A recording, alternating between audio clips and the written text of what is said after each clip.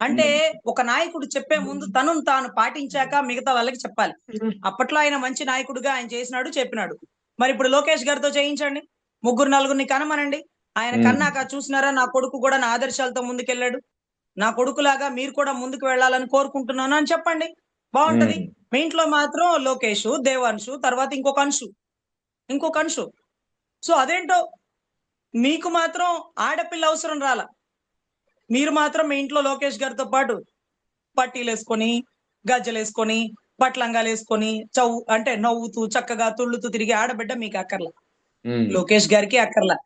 కానీ మా ఇంట్లో మాత్రం ప్రతి ఆడబిడ్డ కోసం మీరు ఆలోచించి అంటే మా ఇంటి ఆడబిడ్డల కోసం ఇంట్లో ఆడబిడ్డలు లేరనుకోండి, అసలు వద్దనుకున్నారనుకోండి ఓపెన్‌గా అదే ఆశ్చర్యం. 30,000, 40,000 చాలా మంది ఆ కూలి రైతులు వీళ్ళు అనుకుంటున్నారండి. 30,000, 20,000 అప్పు కట్టాలి. ఎప్పుడు కడతావు? ఆగవయ్యా! మా ఆవిడకి మూడో నెల, ఏడో నెల హ్మ్. అయిపోతే 7 నెలలు గడిస్తే డెలివరీ అయిపోద్ది. రాగానే చంద్రబాబు గారు అకౌంట్‌లో ఏస్తారు. ఏగాని నీ అప్పు నీ మొహాన పడేస్తా అనే పరిస్థితులకొచ్చేసారండి. ఈరోజు మన దగ్గర అంటే జనాభా మన దగ్గర లిమిటెడ్‌గా ఉంది కాబట్టి ఏదో సాఫ్ట్‌వేర్ ఉద్యోగాలకే పక్క రాష్ట్రాలకి పోతున్నారండి.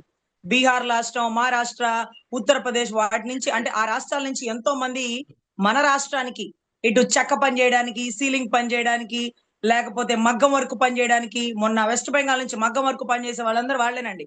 అక్కడ హ్మ్. ఉపాధి లేక ఇక్కడికొచ్చి పని చేసుకొని తలదాచుకుంటున్నారండి. ఆఖరికి నేపాల్ నుంచి కూడా గుట్కాల్లాగా వస్తున్నారు. కానీ అదృష్టం ఏంటంటే మన రాష్ట్రంలో ఉండేటటువంటి తక్కువ జనాభాతో మన వరకు మనం బెటర్‌గా ఉన్న వాళ్ళలో ది బెస్ట్‌గా ఉన్నామండి.